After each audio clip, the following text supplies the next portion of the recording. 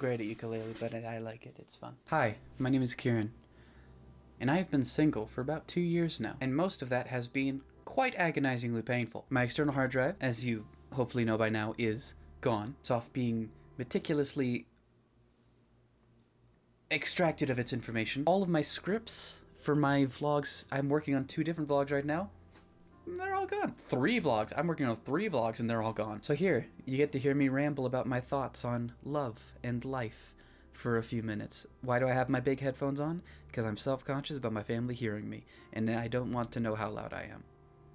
I'm okay with that being a secret. I've been single for a hot minute, which ultimately doesn't feel too weird to me. See, I've been scouting the ladies since I was about 5 years old. Yeah, it was sometime in 1st grade where I was like, I really want to get married one day, and I really want to have kids of my own. And that just sort of became my life's goal at 5 years old. So that I knew the first step to that was getting a girl to like me. Elementary went through, and I think I stopped counting after 14 girls with varying degrees of cruelty dropped me. Just as soon as I'm like, hey, I have a crush on you, because girls are taller back then. I have a crush on you. And they just go, no. And that was essentially how life continued for the next 6 years. And then junior high came around, and there's a girl, who thinks I'm semi-attractive? Excuse me? And that was my first girlfriend in grade 7. She was lovely, but we were children, and we had no longevity to us. But that did give me hope. It let me believe that maybe, someone would like me eventually one day. And then I didn't get over her for 2 years, and that's sort of where my junior high love life went to. And then high school came along, and for some reason, nothing really changed about me, but for some reason, I was a hot commodity. Hold on, I got an email that I need to check, I think. Oh, good, it's from Staples. It's about my hard drive. It's now being processed and such. I was rarely single throughout high school. And that's not anything to say that I'm like some kind of player, or that I'm actually like this stud walking around like hot commodity. It was just because I feared loneliness to such an extent that as soon as I was single, I became too terrified of that state. And I made every effort to not be there. So I dated around a lot. Lots of wonderful young ladies that I hope are doing great. Some better than others, some toxic, but no grudges or anything. And then I graduated high school. Oh my gosh, this is the 3rd year since then. Oh my gosh, have I been single for 3 years? Oh my gosh, well done. That's just a little backstory to me. I can go more in depth in a video, if and you want. But something I came to realize recently is that, I've known this for a long time, but I finally acknowledged it, is I was betting a lot on other people. I was pinning all my hope on someone I didn't even know.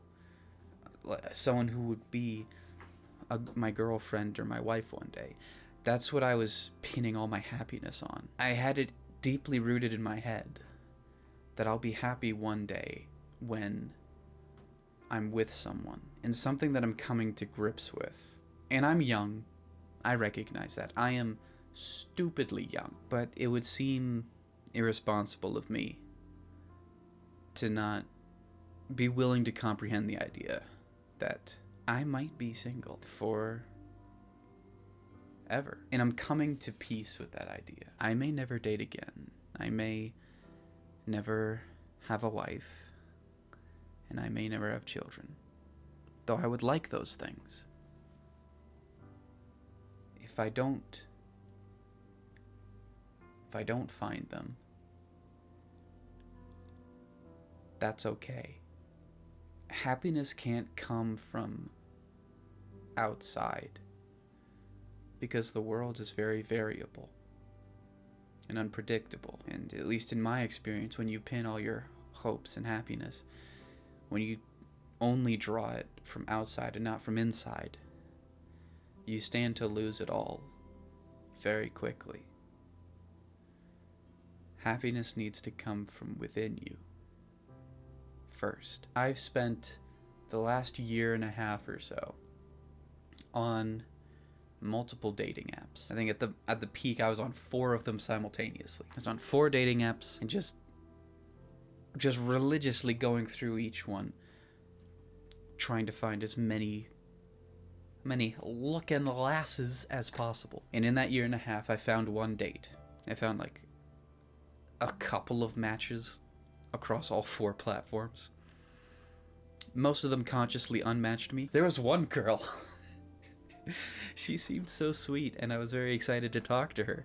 And then I had mentioned that I had put cover songs on YouTube, and she's like, "Oh, that'd be awesome. Let me see it." So I sent her a link, and then she's like, "Awesome. All right, I gotta go to sleep now, but I'll text you in the morning, and I'll tell you what I think." I'm like, "All right, cool." At the end of the next day, I'm like, I hadn't heard from him, so I'm like, "Oh, what do you think?" And then when I woke up the next morning, she was gone. She was gone. She was having none of it. Something about the raw sexual power that being a unsuccessful gaming YouTuber holds. Just too much for her, I suppose. But that was just the funniest thing. That's basically just how it was. I got one date. She's a lovely lass. I still want to talk to her. We're pursuing a friendship right now. We watched Hamilton together. I wouldn't have probably ever seen it if we didn't do that. So that's pretty cool. And I'm glad that I got one date. And I'm also glad I didn't get a second.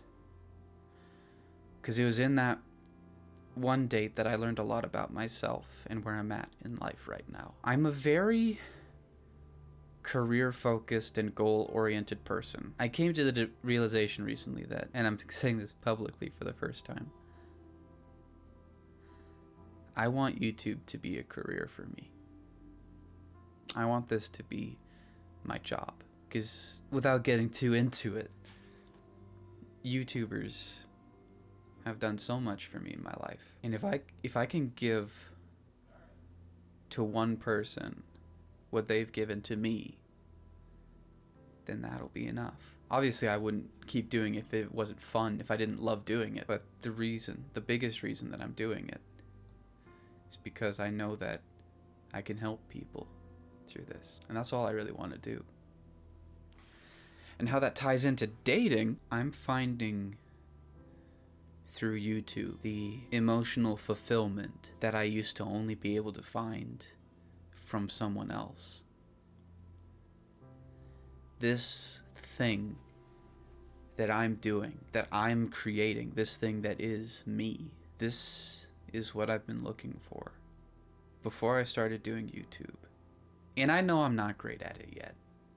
I think I'll get there, but I'm not great at it. I've never been happy single before. I've never come close, but with YouTube, I feel like it's so easily within my grasp. I feel nearer to stability and happiness and peace than I've ever felt in my life.